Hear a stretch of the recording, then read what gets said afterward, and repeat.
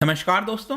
2021 का जो Nobel peace prize है, जिसका बहुत से लोगों के द्वारा इंतजार रहता है, फाइनली उसका अनाउंसमेंट हो गया है और इस बार का प्राइज बहुत ही इंटरेस्टिंग दिया गया है। आप देखिए, दो जर्नलिस्ट को यह प्राइज दिया गया है, नोबेल पीस प्राइज ऑफ 2021। यहां पर आप देख सकते हो, एक जर्नलिस्ट हैं जो कि फिलीपीन से बिलोंग करती हैं और जो दूसरे जर्नलिस्ट हैं वो रशिया से बिलोंग करते हैं। यहां पर आप देख पाओगे जर्नलिस्ट मारिया रेसा एंड दिमित्री मुराटो, उनको ये प्राइज दिया गया है। तो बहुत से लोग सोच रहे होंगे कि एग्जैक्टली ये प्राइज जर्नलिज्म को क्यों दिया गया है, मतलब कि हम बात कर रहे हैं नोबेल पीस प्राइज की, शांति की, तो यहां पर जर्नलिज्म का क्या रोल है इसके अंदर। जो दोनों लोगों हैं उन्होंने किस तरह से कंट्रीब्यूट किया है विश्व के अंदर शांति लाने के लिए, ये सारी चीजें मैं आपको बताऊंगा। बहुत ही इंटरेस्टिंग होने वाला है, काफी कुछ आपको सीखने को मिलेगा।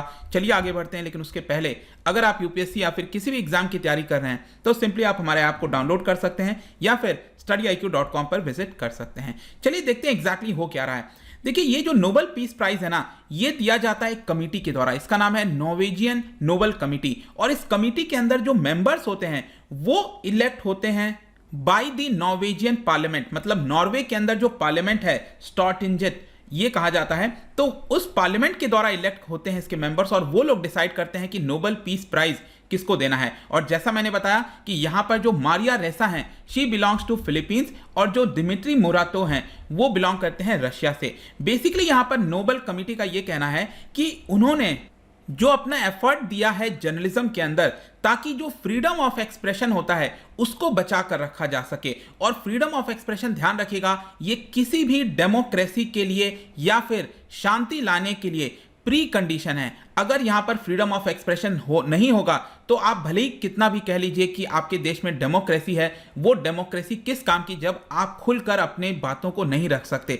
या फिर अगर हम देश के अंदर शांति चाहते हैं तो हर किसी को हक होना चाहिए यहां पर अपनी आज़ादी से बोलने का, और साथ ही साथ बोलने के बाद यहां पर उनका सेफगार्ड होना चाहिए। ऐसा नहीं है कि बोलने के लिए तो आप कह सकते हो कि यहां पर आज़ादी से बोलने की ताकत है, देश में बोला जा सकता है, लेकिन क्या बोलने के बाद उनको सेफगार्ड किया जा रहा है कि नहीं, या फिर उनके ऊपर कोई एक्शन लिया जा रहा है, ये बहुत इंपॉर्टेंट हो जाता है। और इसी को देखते हुए आप यहां पर देख सकते हो, नोबेल प्राइज के द्वारा ट्वीट किया गया और उन्होंने कहा कि इन दोनों लोगों ने जो फ्रीडम ऑफ एक्सप्रेशन है उसको सेव किया है।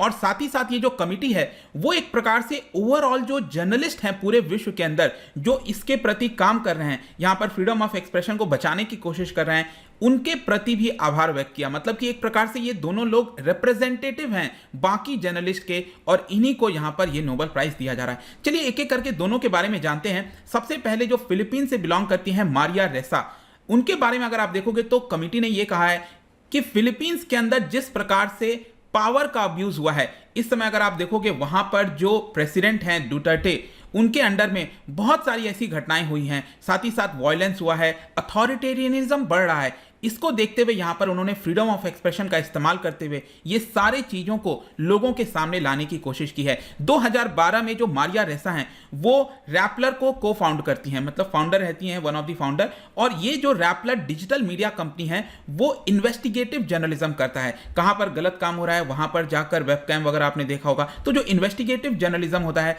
वो काम इनके द्वारा किया गया।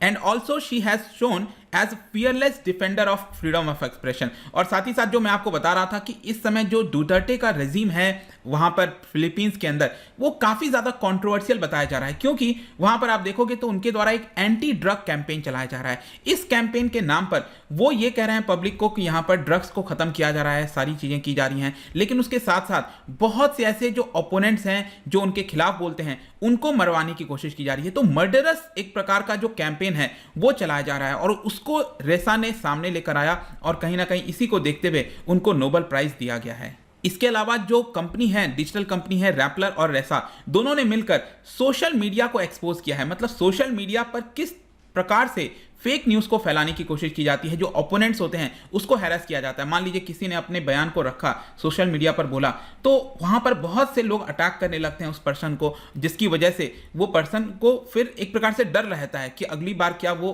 खुलकर बोल सकता है कि नहीं। तो ये सारी चीजों का खुलासा उनके द्वारा किया गया। इनफैक्ट मैं आपको बता दूं, इसी साल 2021 में अप्रैल के महीने में जब वर्ल्ड प्रेस फ्रीडम डे था, उस समय जो यूनेस्को वाला प्राइज होता है, वर्ल्ड प्रेस फ्रीडम प्राइज, ये प्राइज भी उन्हीं को दिया गया था इस बार। तो ये भी आप देख सकते हो। जहां तक जो दूसरे जर्नलिस्ट हैं दिमित्री मुराटो, तो उनको बेसिकली ये कहा जा रहा है कि कई दशकों से उन्होंने रशिया के अंदर, अब आपको पता ही है रशिया में किस तरह का सिचुएशन है, आप कोई भी सरकार के अगेंस्ट, पुतिन के खिलाफ कुछ भी आप बोलोगे तो यहां पर आपको अरेस्ट कर लिया जाएगा, और एक खासकर वहां पर तो जो जहर है उस तरह की चीजें मिलाकर दी जाती हैं ओपोनेंट्स को, जिसकी वजह से मृत्यु हो जाती है। 1993 में उन्होंने यहां पर एक इंडिपेंडेंट न्यूज़पेपर फॉर्म किया था, नोवाजा गैजेटा। अब नोवाजा गैजेटा एक ऐसा न्यूज़पेपर है रशिया में, बताया जाता है कि वही एकमात्र न्यूज़पेपर बचा है जो कि इंडिपेंडेंट जर्नलिज्म करता है, मतलब कि यहां पर जो जैसी चीजें हैं उसको सामने लाने की कोशिश करता है। और ये जो दिमित्री मुरातोव हैं,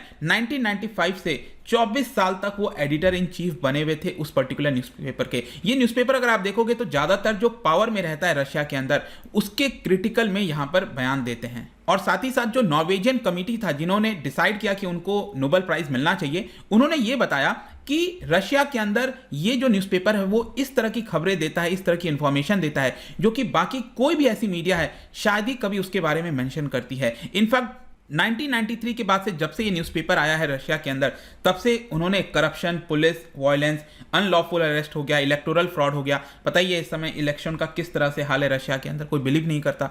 तो इसी की वजह से इन सारी चीज़ों को इसी न्यूज़पेपर के द्वारा बताया गया। इसके अलावा आप देख सकते हो कि जो गैजेटा है, मतलब कि जो न्यूज़पेपर है, उसके खिलाफ बहुत से अपोनेंट्स मिलेंगे, मतलब कि यहां पर जो जर्नलिस्ट होते हैं, जो लोग पसंद करते हैं इस न्यूज़पेपर को, उनके खिलाफ यहां पर हैरेसमेंट किया जाता है, थ्रेट दिया जाता है, वायलेंस दिया जाता है। इनफैक्ट जब से न्यूज़पेपर स्टार्ट हुआ है तो इस न्यूज़पेपर के 6 जर्नलिस्ट को ऑलरेडी मारा जा चुका है। तो इतनी सारी मौतें होने के बावजूद भी जो मुरातोव हैं, उन्होंने अपने न्यूज़पेपर की जो इंडिपेंडेंट पॉलिसी है उसको कभी भी खत्म नहीं किया, और बाकी जर्नलिस्ट के जो राइट्स हैं हमेशा से उसको बचाने की कोशिश की है। तो आई होप कि आपको समझ में आ गया होगा कि दोनों लोगों का क्या रोल था जिसकी वजह से ये नोबेल प्राइज मिला है। लेकिन अभी भी आई एम श्योर कि बहुत से लोग होंगे ऐसे जो सोच रहे होंगे कि फिर भी जर्नलिज्म का पीस से क्या रिलेशन है। तो इसको यहां पर जो कमिटी है वो बताने की कोशिश की। उन्होंने ये कहा, अगर किसी भी देश के अंदर जो जर्नलिज्म है वो फ्री है, इंडिपेंडेंट है और फैक्ट बेस्ड है, तो वो क्या करता है कि जो अब्यूज ऑफ पावर है उससे प्रोटेक्ट करने की कोशिश करता है, जो झूठ फैलाया जा रहा है उससे प्रोटेक्ट करने की कोशिश करता है,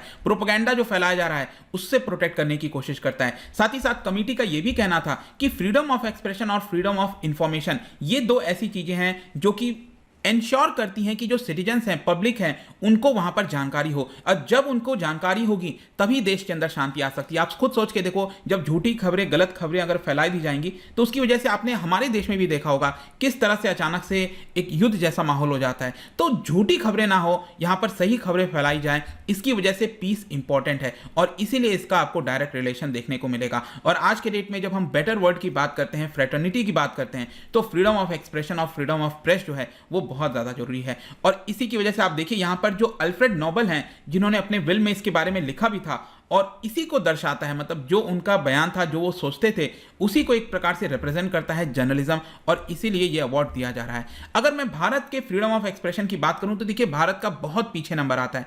वर्ल्ड प्रेस फ्रीडम इंडेक्स में अगर आप देखोगे तो पिछले साल भी भारत 142 नंबर पर था, इस साल भी 142 नंबर पर है, और यहां पर मोस्ट डेंजरस कैटेगरीज में डाला गया है जो जर्नलिस्ट हैं भारत के अंदर।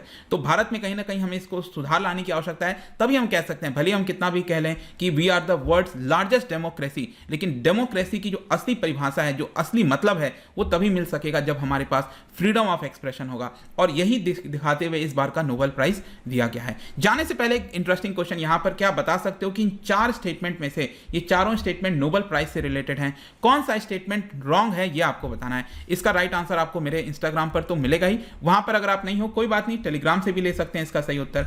मैं कई सारे एमसीक्यूज यहां पर डालता रहता हूं स्टोरीज के फॉर्म में, आप जाकर प्ले कर सकते हो। बाकी अगर आपको पीडीएफ चाहिए तो टेलीग्राम पर आइए, अलग अलग सोशल मीडिया पर भी आप जुड़ सकते हैं। साथ ही साथ यूपीएससी या फिर किसी भी एग्जाम की तैयारी कर रहे हैं तो आप हमारे ऐप को डाउनलोड कर लीजिए। आई होप कि वीडियो आपको पसंद आया होगा। मिलता हूं आपसे next time, till then thank you very much, see you soon.